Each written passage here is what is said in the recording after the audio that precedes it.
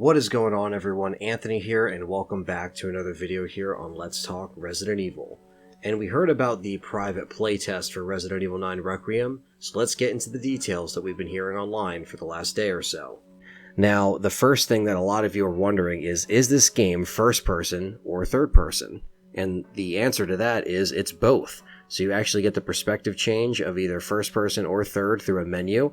You can't do it with a click of a button, but you do get to choose your preference, which I think is pretty cool. I was really thinking they were going with a third-person only perspective, so it's very interesting that, since going back to the Resident Evil 7 director, his vision might have been, let's just have the option to do both.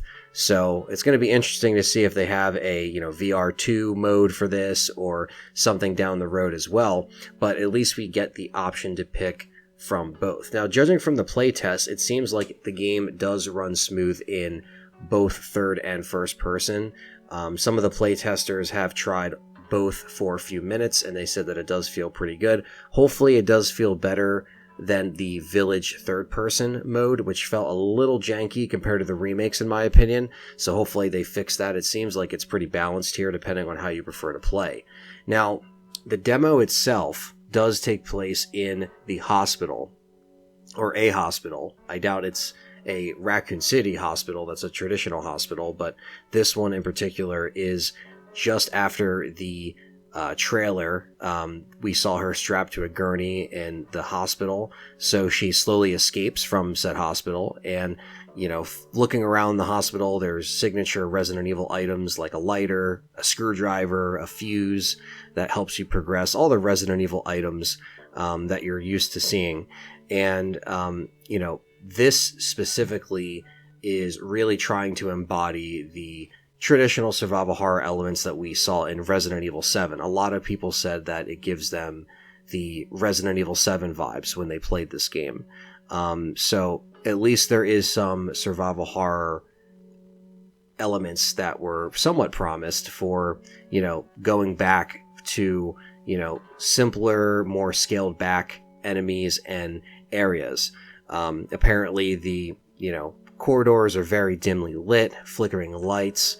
A lot of shadows are being casted through these lights. There's a lot of screenshots you're going to be seeing now of Grace walking around the hospital, different perspective shots, unlocking doors and stuff like that. And when she comes across a dead body through the hospital is when Grace glances upwards, and it reveals a grotesque monster with, protruding eyes, and it's just big in height and length. And this is the same creature I'm assuming we saw crawling around in the trailer with the claws and stuff like that. So this could in fact be a stalker enemy, because that also has been confirmed that apparently this enemy will be stalking you, very much like a Mr. X or a Lady D.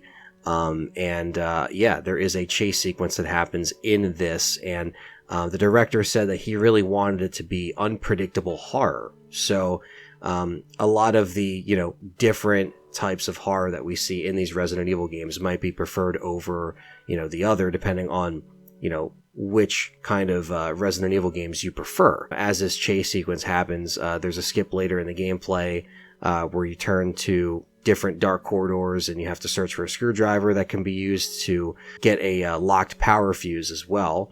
It's just finding all the elements through this hospital is basically what a lot of these playtesters played. You have a lot of tension, fantastic lighting, audio. The sound design on these Resident Evil games are always, top notch. There is a safe room as well. So once you're able to get through that little chase sequence and find all of the items you need, from what we're hearing is that Grace, as an FBI agent, is a, bookworm of many sorts, definitely very into the case. But a lot of the horrors that she is experiencing in this gameplay demo is the fact that, she is scared for her life. She's never seen anything to this extent before while just investigating in her normal job. So I think the similarities between her and Ethan, where Ethan wasn't this hulking hero that has been through the outbreak several times before, this is more of someone who is more green to these situations, where they might be fantastic as a FBI agent and, investigator, but when it comes to the horror that awaits in Resident Evil 9, maybe Grace is not completely ready for what she's about to see. So there's a lot of different theories as to what is chasing Grace. Some people are even saying that it's her mom, Alyssa, who was murdered in the hotel. So there is some theories going around, and I'm not sure what this thing is or what the name of this stalker enemy is, but it looks like they are definitely going to be integrated throughout the gameplay of Resident Evil 9. So we did get a bunch of screenshots that you're seeing here, and we did get a bunch of information from said demo, and several playtesters were able to explain their perspective of the private playtest. So we did get a bunch of different information throughout this 30-minute gameplay demo, and hopefully soon we'll be able to play the demo as well. It probably won't be until later this year, but it would be really cool to see some kind of demo in the future. But it does look like we are in fact playing as Grace. A lot of people were saying that we aren't going to be playing as Grace. It turns out we are. Now, whether or not Leon, Jill, Chris, or other people that some are guessing may show up later in the game, or maybe one or two, or not at all, but we might have heard Chris's voice in the trailer from what I remember. So I feel like we might see some familiar faces within this game. I just think that we are in fact playing as Grace. Not sure if we're going to switch perspective to another character at some point. We'll see. But the fact that we got the information of the perspective changes, depending on the preference, and a stalker enemy is something cool that we now know. So let's keep a lookout for some Resident Evil 9 news. Maybe we'll get actual gameplay to the public very shortly. Thank you guys so much for bearing with me as far as me being away in the UK while all this stuff breaks and still trying to get content out for you guys. I really appreciate all the feedback and support and the enthusiasm that I'm seeing from the fans for Resident Evil 9 and its announcement. So don't forget to hit that like button, subscribe, and stay tuned for more Let's Talk Resident Evil as the road to Resident Evil 9 Requiem begins.